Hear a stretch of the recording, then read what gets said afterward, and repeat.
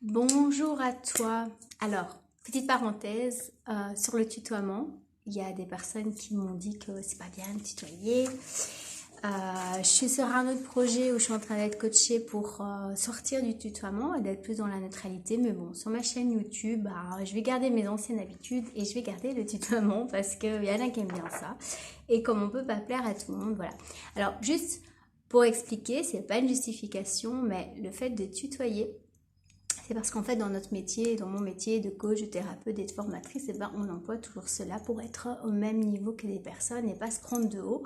Donc comme ça te permet de comprendre pourquoi je tutoie.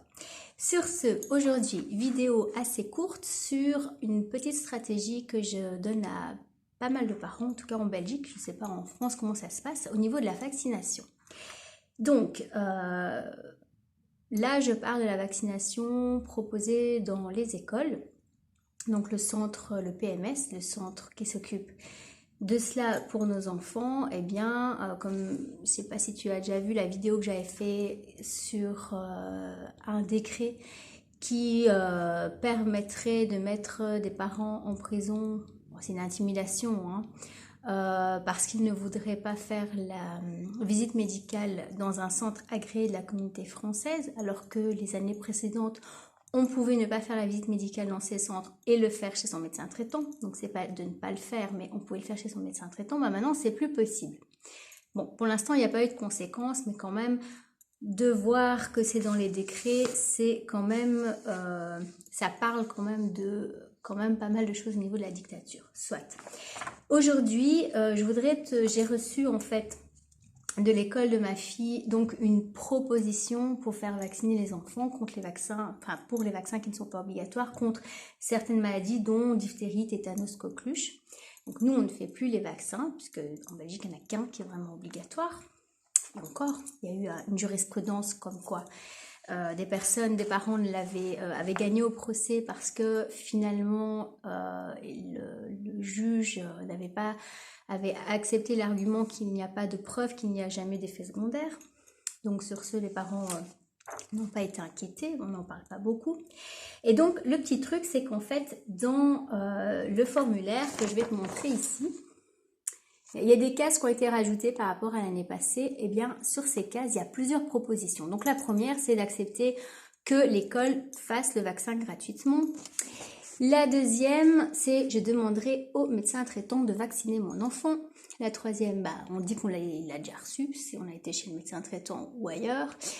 La quatrième, mon enfant présente une contre-indication médicale. Alors, il faut savoir qu'une contre-indication médicale, c'est sur base de ce que le médecin décide. Donc, si vous n'avez pas de certificat de contre-indication médicale, je ne pense pas que ça va fonctionner. Ça veut dire qu'il y aurait une reconnaissance pour une contre-indication médicale, ce qui est ce qui est rare, donc ce sera utilisé que pour les enfants qui ont une contre-indication reconnue par le corps médical. Donc, on ne peut pas utiliser ça n'importe comment. Et puis, je ne souhaite pas faire vacciner mon enfant actuellement. Donc, dans ces 5 cases, eh bien, moi, j'ai pris l'option de cocher. Je demanderai au médecin traitant de vacciner mon enfant. Et puis après, je fais ce que je veux. Pourquoi? Parce qu'ils ne vont pas aller vérifier. Donc, c'est sur la base de la confiance. Pourquoi je fais ça? Il y a plusieurs parents qui m'ont dit, mais ouais, en fait, finalement, c'est pas bête. Pourquoi? Parce qu'en faisant ça, finalement, on évite les conflits. On évite de montrer ce que nous, on veut faire. Si je dis, je ne souhaite pas faire vacciner mon enfant, un peu c'est marrant actuellement, hein, sous-entendu qu'on le fera peut-être plus tard, c'est aussi une possibilité. Mais en tout cas, ça donne déjà une possibilité de conflit et puis une possibilité de dire aux personnes qui gèrent ça, comment ça se passe chez nous. Donc, vous savez, le fameux contrôle de l'État dans les écoles. Donc, c'est une bonne piste aussi pour la suite. Donc, si vous n'avez pas envie qu'on soit contre vous, vous pouvez prendre des formules de oui, je le ferai plus tard si vous avez envie. Et comme ça évite tout problème. Pour le travail aussi, pourquoi pas, je ne sais pas comment ça va se passer, je ne suis pas devin par rapport à ce que l'État va mettre en place. Pour l'instant, en Belgique, on est un peu tranquille.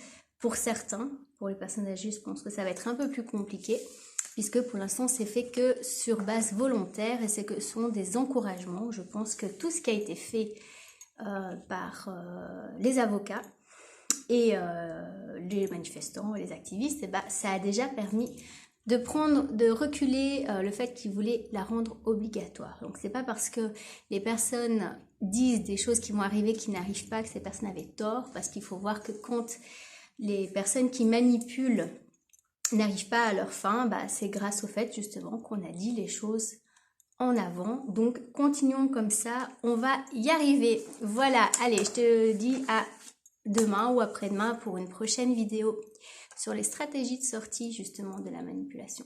Ciao, ciao!